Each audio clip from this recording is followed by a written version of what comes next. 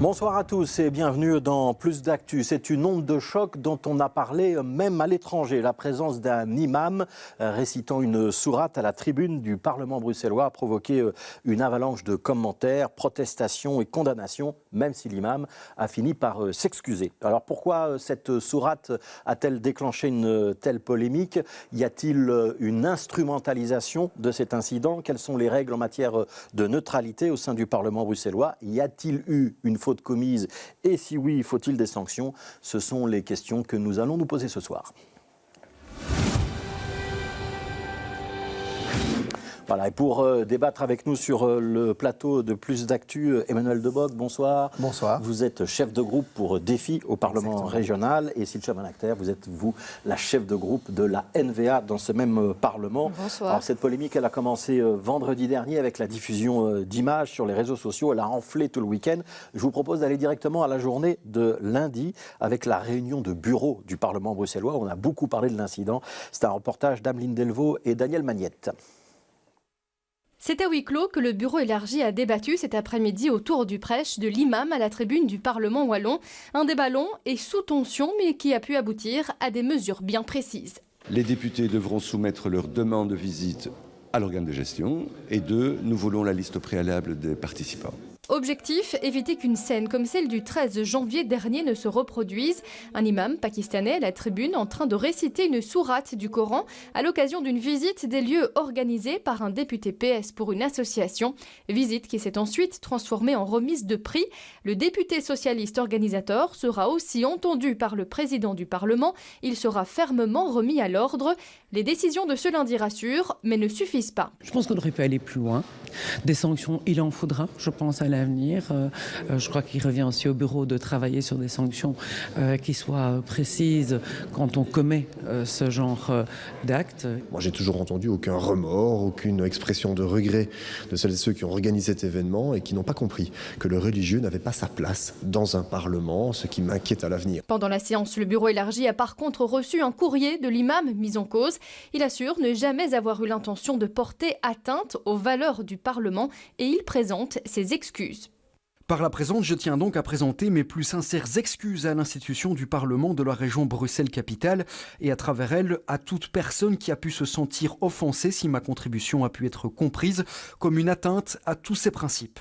Une lettre prise avec quelques pincettes. Quand on organise un événement et qu'on remet des médailles, on demande l'autorisation du Parlement. Ça s'est passé un week-end et donc l'ensemble des députés sont conscients que je pense que c'est un camouflet à l'égard du député, soyons honnêtes. Le sujet est en tout cas loin d'être clos. Il reviendra sur la table des discussions en séance plénière ce vendredi. Une commission qui n'a pas été obtenue aujourd'hui pourrait être à nouveau réclamée. Alors Emmanuel Debock, on commence par vous. Il y a donc eu des excuses de l'imam en question qui plaide la bonne foi et qui ne pas avoir mesuré que ça allait déclencher un tel malaise. Les règles vont maintenant être bien claires et bien précisées à l'Assemblée parlementaire. L'affaire est close, on peut passer à autre chose ou pas ? L'affaire n'est pas encore close, donc si on doit revenir sur les responsabilités, il y a quand même une double faute. Il y a une faute de la part du député qui a organisé cette visite et qui en réalité avec un dessin tout à fait autre qui était une remise des prix et il le savait puisque les prix ne sont pas tombés du ciel comme cela. Il avait l'intention effectivement de prolonger cette visite par une occupation de l'hémicycle sans en avoir demandé l'autorisation. Donc il faut quand même, à mon sens, un rappel à l'ordre et une mise en demeure par rapport à ce qui a été fait. Et la deuxième chose, autant on a entendu la lettre d'excuse de l'imam, autant je n'ai jamais entendu la moindre excuse et le moindre remords de la part du député qui... Donc c'est Hassan Kounkou dont on parle. Qui s'est retrouvé dans ces situations finalement. J'ai entendu aussi que la ministre Nawal Benamou était présente et puis elle est partie parce qu'elle n'approuvait pas, mais personne n'a demandé à cet imam d'arrêter de réciter cette sourate. Donc ça me pose un vrai problème si un visiteur à un moment donné lors d'une visite se met tout nu par rapport à un groupe ou enfreint une des règles de bienséance, tout de suite l'organisateur doit le rappeler à l'ordre, l'extraire du groupe et arrêter la visite. C'est la même chose, réciter une sourate et se mettre tout nu. Je vous donne une règle de bienséance, peu importe la règle. De toute façon ici ici, quelle était la règle, ici, on a laissé faire et on ne peut pas accepter que l'hémicycle serve de tribune politique ou de tribune religieuse. Ici, c'est encore pire à l'égard de ce qui était finalement un événement de clientélisme politique. Ouais, c'est en partie un tweet de Theo Franken qui a lancé l'affaire Silchevan-Acter. Ça vous choque beaucoup qu'on récite une sourate à la tribune du Parlement ? Oui, ça me choque. Évidemment. Pour moi, c'est une grande faute, c'est inacceptable.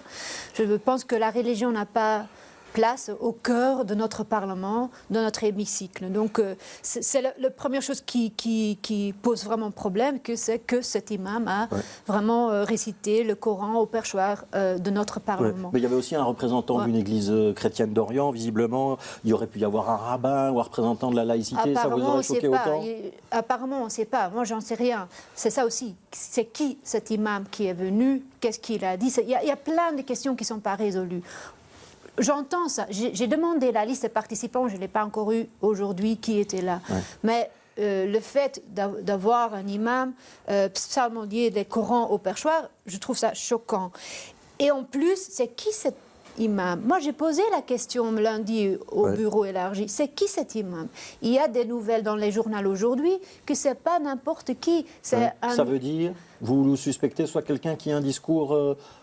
à la limite de la radicalité, c'est ça que vous êtes en train de dire ? Oui, je pense que je lis, j'en sais rien. Moi, je connais pas. Je connais pas cet imam. Mais j'aurais bien aimé demander à notre collègue Ko Yoon-choo, c'est qui cet imam ? Parce qu'on lit que c'est quelqu'un qui est d'un islam rigoriste, fondamentaliste. Mais Ko Yoon-choo, il a quand même décidé de donner un prix à cet imam. Comme par exemple pour dire que c'est quelqu'un de bien intégré à Bruxelles, vous avez les mêmes société. craintes, Manuel Debock, il faut savoir qui est cet imam ? Mais d'abord, le Parlement, c'est un symbole, c'est le temple de la démocratie, ça ne peut pas être l'objet de la moindre instrumentalisation religieuse, que ce soit à l'égard de la religion musulmane comme de toute autre religion. Un imam n'est pas interdit d'entrer au Parlement. On a auditionné des tas de gens de confessions différentes lorsqu'on a fait par exemple le débat sur l'abattage, sans étourdissement. Donc tout le monde est le bienvenu, mais pas pour faire effectivement une prière ou psalmodier le Coran. C'est de ça dont il s'agit. Oui, c'est correct. Alors, à l'origine donc, de cette cérémonie, il y a donc effectivement un député membre du Parti Socialiste. À l'exception de Rachid Madran, il n'y a d'ailleurs pas eu beaucoup de déclarations de représentants du PS depuis le début de l'affaire, mais il y en a quand même une autre. C'est celle de Karine Lallieu, ministre fédérale, candidate aussi aux prochaines élections de juin prochain pour le Parlement régional bruxellois. Et elle était lundi dans le studio de BX1. Un Parlement, c'est la représentation de tous les citoyens, quels qu'ils soient, dans une neutralité. On est au cœur de la démocratie. On n'est pas, les religions n'ont pas leur place au Parlement, que ce soit les chrétiens, les juifs ou encore les musulmans. Évidemment, non. Ouais. C'est totalement inacceptable. C'est ce que vous nous dites ce matin. Oui, c'est pourtant un député socialiste, Hassan Kouyuncu, qui est à l'origine de cette visite. Ça veut dire que lui a dérapé ? Non, lui n'a pas dérapé. Il y avait là des personnes que je ne connais pas. Ils sont montés à la tribune. En tout cas, j'ai vu les images. Il y a des milliers et des milliers de visites chaque année, comme au Parlement fédéral. Ça ne se passera plus et ça ne doit pas se reproduire. Alors ne cherchons pas des responsabilités individuelles. Essayons effectivement que ça ne se reproduise plus. Ne cherchons pas de responsabilité individuelle. J'imagine que vous n'êtes pas d'accord, Silchevan-Acter ? Non, je ne suis pas d'accord. Il y a une responsabilité ? Il y a évidemment une responsabilité. Et le fait qu'on ne sait pas vraiment ce qui s'est passé encore montre qu'il y a une responsabilité. En fait, Ko Yoon-choo, il a invité cet imam, il a donné un prix à cet imam. En plus, il a demandé au secrétaire d'État d'être là et de décorer cet imam. Le secrétaire d'État, elle ne représente pas seulement le PS, elle représente tous les Bruxellois, elle représente le gouvernement. Ça veut dire que cette secrétaire d'État a décoré un imam sur lequel on peut poser quand même des questions. Est-ce que c'est vraiment... là, je pense qu'elle a commis une faute, mais aussi Ko Yoon-choo a commis une faute. Il ne faut pas minimiser son rôle. C'est lui qui a organisé cet événement. Ouais. Il va être entendu, ou il a déjà été entendu par le président du Parlement bruxellois, Rachid Madran. Est-ce que ça suffit, ou est-ce qu'il faudra... entendre Hassan Kouyuncu. Directement, les parlementaires, ils interrogent le gouvernement, ils ne s'interrogent pas entre eux. C'est pour ça, oui. Ma première question à Madran, c'était est-ce que je peux poser des questions au secrétaire d'État ? Parce que je ne peux pas questionner mon collègue. Mais j'ai aussi demandé d'avoir la version de Ko Yoon-choo pour vraiment bien savoir qu'est-ce qui s'est passé. Aujourd'hui, on ne sait pas. heureusement, madame, il a réagi tout de suite. Il va parler avec Ko Hyun-soo. Il m'a promis, je l'ai demandé au bureau élargi de faire un rapport envers le bureau élargi de cette conversation. Parce qu'il faut bien comprendre ce qui s'est passé. Emmanuel Debock, pour qu'on comprenne bien, pour que le grand public comprenne bien, c'est déclaré comme visite cette séance du 13 janvier. Et puis finalement, c'est une cérémonie. Ça fait une différence pour vous? Oui, parce que donc sur le plan de l'autorisation, c'est le bureau élargi qui autorise ou pas les visites pour justement pallier à ce genre de problème. Les cérémonies, des événements en fait, tout ce qui se passe. Il y a des tas de demandes qui sont faites, que ce soit pour des conférences, il y a des tas d'organisations, il y a des pararégionaux, l'administration. Il y a beaucoup de gens qui utilisent notre hémicycle, donc c'est important. Et dans l'utilisation, ils doivent en faire effectivement une utilisation qui est conforme à l'esprit de nos institutions et de respecter évidemment cette neutralité. Ouais. Ce qui m'inquiète, c'est de voir effectivement le silence de Ko Hyun-soo qui rajoute quelque part cette pression de se dire mais en fait l'événement c'était non seulement du clientélisme politique mais en plus on ne prend pas la mesure de ce qui s'est passé. Or il y a une atteinte à l'image de Bruxelles, il y a une atteinte à l'image du Parlement de Bruxelles et il y a une atteinte à l'ensemble des députés où nous sommes tributaires de ce qui s'est passé et nous sommes pris à partie. Et donc moi je plaide pour qu'il y ait une commission de déontologie qui soit créée rapidement. Il faut une commission de déontologie sur cet aspect-là ou d'une manière générale? De manière générale, pour qu'il y ait à titre individuel des sanctions proportionnées à l'événement quand on enfreint les règles. En France, quand vous enfreignez les règles vis-à-vis de vos collègues ou vis-à-vis de l'institution, vous avez une retenue sur salaire, vous avez par exemple une interdiction d'organiser des visites, etc. Ouais, un parti d'opposition, le mouvement réformateur en l'occurrence, a émis l'idée qu'on devrait avoir une commission, alors peut-être une commission spéciale, en tout cas une commission qui parlerait de cette affaire-là en particulier. Vous êtes d'accord ou pas? Mais le problème de nouveau, c'est que c'est une commission sur soi-même. Et donc en réalité, on retombe dans cette question, on ne peut pas interroger nos propres collègues. Donc c'est une proposition qui n'a pas de sens en tant que telle. On voit bien ce qui s'est passé, on voit bien ce qu'il faut mettre en place pour que ça n'arrive plus. Donc il ne faut pas aller chercher plus loin. Ce qui me désole aussi, c'est quand même l'instrumentalisation de l'événement et le rattrapage et la récupération politique. On a quand même un imam maintenant qui s'est excusé, dont acte. Je ne minimise rien du tout, mais le fait que certains disent que la sourate en question, c'était un appel au meurtre des Juifs, il ne faut quand même pas exagérer non plus ce qui a été dit et interpréter ça dans un objectif qui n'est pas été celui même si la sourate en question était visiblement une référence quand même à des combats entre tribus musulmanes et juives dans des temps immémoriaux. Soyons prudents par rapport à ce qui a été fait et n'allons pas au-delà de ce qui est visible. Ça vous est arrivé d'organiser des visites au Parlement, Sylvain Achter? Je fais presque jamais en fait. Vous n'en faites presque jamais. Trop de travail au Parlement. C'est important d'avoir une maison ouverte. Mais c'est aussi important d'avoir des règles concernant les visites. Et maintenant, ici, les règles n'ont pas été respectées parce que ce n'était pas une visite, c'était un événement. Et alors, il y a d'autres règles qui jouent. Alors je vous propose d'entendre une autre déclaration, si vous voulez bien. Je vous donnerai la parole juste après. On va entendre Christophe de Beuquelard, membre des Engagés, donc lui aussi dans l'opposition. Et lui, il cible en particulier la présence de Nawal Benamou.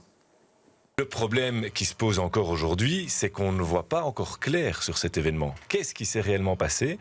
Le 13 janvier, apparemment une remise de décoration à des personnalités d'origine pakistanaise. Mais pourquoi est-ce que l'ambassade n'était pas impliquée dans cette cérémonie alors ? Et donc la question qui se pose aujourd'hui, c'est comment ça se fait qu'il y a eu ces événements le 13 janvier en présence d'une secrétaire d'État, de députés du Parti socialiste, et qu'il n'y a rien eu comme information qui a filtré pendant un mois. Donc il y a bien des dignitaires, des responsables politiques qui étaient au courant et rien n'a été fait pendant plusieurs semaines. Visiblement, la secrétaire d'État a quitté l'enceinte au moment de la récitation de la prière. Mais pourquoi est-ce qu'elle n'a pas encore informé le président du Parlement et que les décisions qui sont prises aujourd'hui... Ah oui, oui, elle aurait dû le faire et que les décisions qui sont prises aujourd'hui auraient dû déjà être prises il y a un mois, visiblement. Emmanuel Debock, vous nous disiez il y a quelques minutes, pas de récupération, pas de feuilleton politique, on est quand même en pleine campagne électorale, ou en tout cas elle commence, on est en plein dedans. Mais c'est ce que je dis, il y a un malaise dans cette affaire parce qu'il n'y a pas de reconnaissance de la part de l'invité et de l'invitant par rapport à ce qui s'est passé. Et donc ça alimente le fait que c'était volontaire et que c'était du clientélisme politique. Et ça me gêne vraiment beaucoup. Pas de problème d'organiser des visites, pas de problème d'organiser des conférences. On le fait, des conférences souvent. Mais par contre, le fait de pouvoir ne pas prendre la mesure de ce qui s'est passé et ne pas condamner, ça me pose vraiment une question de fond par rapport à cette question. Dans les nouvelles règles adoptées par le bureau du Parlement lundi, notamment le fait qu'il va falloir maintenant clairement déclarer ce qu'on va faire, y compris lorsque c'est une simple visite, avoir la liste de tous les participants, avoir un moyen de sanction, de dire que le parlementaire qui fauterait serait privé de visite pendant la suite de la législature. Est-ce que ça va dans le bon sens et est-ce que c'est suffisant? C'est le minimum, en tout cas. Et ne pas pouvoir monter non plus à la place du président, c'est important. Oui, effectivement, il y aura un respect de la stalle du président, et ça me semble évident. Maintenant, soyons très clairs, vous n'empêcherez jamais quelqu'un de névrosé de venir faire n'importe quoi lors d'une visite, une conférence, quel que soit le lieu de prestige. Alors, je vous ai coupé la parole tout à l'heure, si je suis un acteur. Je vous le rends. Est-ce que vous aussi, vous allez fortement questionner, comme Christophe de Beuquelaar, Nawal Benamou, après-demain, vendredi? Bah oui, c'est clair. J'ai écrit déjà ce week-end à Rachid Madran pour demander comment on va poser les questions à la secrétaire d'État. Parce que ça, c'est important. On a encore plein de questions sur cet événement. Est-ce qu'elle savait qui était ce monsieur? Quel prix a été donné? Toutes ces questions ne sont pas résolues. Et c'est ça malheureux que Ko Yoon-choo n'a pas donné des clarifications. Le PS n'a donné aucune explication. Et alors, les questions restent. Et c'est important qu'on puisse les demander vous à la secrétaire d'État. Vous pourrez poser toutes les questions que vous souhaitez lors de la séance de vendredi, on n'aura pas le temps. Moi, j'avais introduit une interpellation lundi déjà. Mais je pense aussi, pour le secrétaire d'État, c'est important pour elle qu'elle puisse s'exprimer. Parce qu'aussi, elle n'a pas encore eu de chance. Bon, elle peut faire un communiqué, mais elle n'a pas fait. Mais c'est important que dans la transparence, toutes les questions peuvent être posées et qu'on aura des réponses. Si on sera le vendredi. Il nous reste 3-4 minutes. Je voudrais qu'on élargisse au concept de neutralité, Emmanuel Debock, pour qu'on comprenne bien. C'est pas neutre, un parlementaire. Par définition, ça représente une couleur politique. Ça peut avoir des convictions philosophiques ou religieuses. Pourquoi est-ce que c'est si dérangeant d'avoir eu un imam dans un espace qui est un espace de débat ? Mais c'est tout simplement la séparation de l'Église et de l'État. Ça a toujours été, et surtout dans les lieux de pouvoir, une maison communale, un parlement, c'est essentiel de respecter strictement, c'est pas le service à un usager, c'est respecter strictement la neutralité. C'est pour ça que c'est important pour nous de continuer à revendiquer l'inscription de la laïcité, le principe de la laïcité dans la Constitution. Parce que vous voyez qu'à travers cet événement, vous voyez quand même les coups de butoir, par petites touches successives, pour faire rentrer le religieux dans tous les lieux de pouvoir. C'est ça aussi qui est en jeu. Ça veut dire que par extension, tout ce qui représente la région bruxelloise ou l'autorité de la région bruxelloise, ça se doit d'être neutre ? Ça se doit d'être neutre, effectivement, et ça se doit d'être neutre aussi au sein des administrations, c'est ce que l'on plaide depuis toujours. Oui, Chicha, acteur, vous êtes d'accord avec ce qui vient d'être dit ? C'est clair que les administrations doivent être neutres. Le parlementaire n'est pas neutre, il a ses convictions, il est élu. Donc ce n'est pas la même chose. Mais évidemment, il ne faut pas mélanger le religieux dans le débat politique. C'est ça ce qui est passé ici aujourd'hui et avec lequel je ne suis pas d'accord. Ouais. Est-ce qu'on va reparler beaucoup de cette affaire ou est-ce que c'est un événement qui, après ce vendredi, pourrait être derrière nous et on passe à autre chose? Ou est-ce que ça ébranle la confiance que vous pouvez avoir, par exemple, vis-à-vis de certains de vos collègues parlementaires? Oui, le problème, c'est que ce n'est pas le seul truc qui s'est passé. On a eu Fouad Haïdar qui disait, l'imam a dit que les animaux ne peuvent pas avoir... Tu vois, il y a plein de choses, plein de dossiers où à la religion... c'est un parlementaire, il a le droit de s'exprimer dans l'enceinte. Mais je veux dire, oui, l'argumentation religieuse est devenue dans le débat. Et là, je ne suis pas... Allez, c'est pas mon style. Moi, je trouve ça n'a pas sa place. Mais est-ce que vous pouvez empêcher d'autres élus, démocratiquement élus, de faire référence à la religion s'ils en ont envie? Ils n'en ont pas le droit? Ils ont le droit, ils ont leur droit. Ouais. On a un parti social-chrétien, on a eu longtemps un parti social-chrétien en Belgique. C'est ça, c'est pas le problème. Vous êtes élu et vous avez le droit de dire ce que vous voulez dans la ligne de la loi. Donc là, il n'y a pas de souci. Ouais. Emmanuel Debock, ça veut dire que le parlementaire, il peut s'exprimer, mais que quelqu'un d'autre ne peut pas s'exprimer dans l'enceinte du Parlement? Il y a des limites. Et moi, je me souviens, par exemple, je crois que c'était Flao à la Chambre, André qui Flao, avait mis dehors, me semble-t-il, Vincent de Crolly, quand il était venu en short avec une casquette, c'est qu'il avait tenu des propos qui étaient désobligeants. Oui, mais c'est aussi parce qu'il ne respectait pas les codes vestimentaires de l'Assemblée. Mais c'est pas que ça. Et donc, quand Jean-Marie De Decker ou d'autres personnalités, Van Rossum à l'époque, avaient dit des choses qui ne correspondaient pas à l'enceinte et à ce qu'on peut en attendre, quand on ne respecte pas le symbole et qu'on met en porte-à-faux ses collègues, il y a aussi des limites. Et je pense que le président aussi de l'Assemblée doit être garant. Et vous verrez, malheureusement, il y aura encore des tentatives, effectivement, de braver cette autorité et de faire de notre système le modèle anglo-saxon. Et c'est le modèle contre lequel on lutte. Ouais, je vous pose la même question qu'à Gilles Van Acter. Est-ce que ça a ébranlé la confiance que vous pouviez avoir envers certains de vos collègues parlementaires? Ça a clairement un petit peu abîmé cette confiance, oui, parce qu'effectivement, c'est l'ensemble de l'institution qui a lequel il n'a pas été respecté. Et c'est l'ensemble des députés qui, aujourd'hui, sont pris à partie par nos familles, les électeurs, sur le fait que l'on ait autorisé de facto cela. Je pense qu'il y a une nonchalance aussi de la part des services qui devraient être beaucoup plus attentifs sur la manière dont ces visites sont organisées et des personnes que l'on invite effectivement dans l'enceinte du Parlement. Ouais, donc ça, c'est le personnel du Parlement. Ouais. Et le problème, c'est aussi que c'est pour les Koyunchu, il est resté silencieux, on ne sait pas ce qu'il pense. Et on ne sait pas où il est dans cette histoire. Et ça, je ne comprends pas. Je ne comprends pas non plus du Parti socialiste de ne pas être beaucoup plus vocal dans cette histoire. Et je confirme qu'on a essayé d'inviter Hassan Koyunchu à BX5. Pour l'instant, on n'a pas eu de réponse. Emmanuel Lebock, vous avez cité le nom de Rachid Madran. Est-ce que le président a joué son rôle? Il s'est exprimé très vite, lui, en l'occurrence. Donc Rachid Madran, pour ça, est impeccable et il a toujours protégé l'institution. Il est autant victime que nous. Il se fait que c'est un député de son groupe, le groupe socialiste, qui a fauté. Et c'est pour ça que je pense qu'il doit être quelque part impeccable vis-à-vis de l'institution et faire un exemple pour que non seulement ça n'arrive pas, mais que le rappel à l'ordre soit véritablement un rappel à l'ordre sanctionnateur par rapport à l'événement. Ouais, si chef d'acteur, vous êtes d'accord, l'intervention de Rachid Madran, tout ce qu'il a dit sur le temple de la démocratie, c'était à propos? Non, c'est correct. Je lui ai écrit, il a répondu tout de suite, il était sur l'affaire tout de suite, donc là, je pense qu'il a fait son mieux, mais c'est clair, il aurait dû être informé en avant, comme ça il pouvait se préparer, il a réagi comme il pouvait. Ouais, quand vous dites rappel à l'ordre, c'est-à-dire une sanction pour le parlementaire, c'est possible dans le règlement du Parlement? Bien sûr, par exemple l'interdiction de visite, c'est la première des sanctions, évidemment, pendant plusieurs mois, plusieurs années. Même si on est en fin de législature, là, oui, il n'y en aura plus beaucoup de visites. Il y a d'autres rappels à l'ordre, le blâme, la réprimande, enfin, il y a toute une série de mesures que l'on peut aussi, à un moment donné, imaginer à l'égard de l'un de ses membres qui a engagé, je le rappelle, l'ensemble de l'institution. Vous allez demander une sanction, si je te acteur? Oui, moi j'ai demandé qu'il vienne déjà devant le bureau allergie s'exprimer et on n'a rien eu là. Non, je pense que c'est clair qu'il a commis une grande faute et qu'il devrait avoir une sanction. Merci, Chilcha Van Acter, chef de groupe de la NVA, Emmanuel Lebock, chef de groupe de Défi, tous les deux au Parlement régional bruxellois. Merci d'avoir été avec nous ce soir. Demain, dans Plus d'actu, on parlera de fiscalité immobilière. Est-ce une bonne idée de moduler le précompte quartier par quartier, voire rue par rue, en fonction de l'activité exercée dans l'immeuble, au lieu d'avoir le même précompte pour tout le territoire de la commune? On en discute donc demain à partir de 17h. Et puis je serai évidemment demain aussi dans la matinale Bonjour Bruxelles sur BX1 de 7 à 9h. Continuez à bien vous informer et à demain.